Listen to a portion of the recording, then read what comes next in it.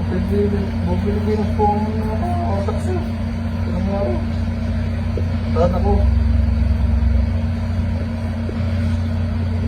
Hindi ko po kaya.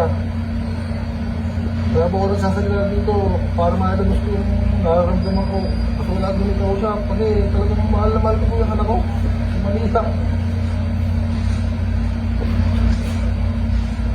Alagang-alaga po po yan. Lalo-lalo na ng aking asawa. Isip ka.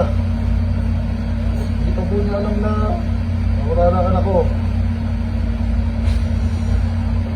Nakakalungkot po. Talagang mahal na mahal ko po yan. Kaya po nag-iba pa siya para po sa kanilang dalawa. Tapos hindi na po mangyayari. Paano po itulungan niyo ako na managot yung bumangga sa anak ko?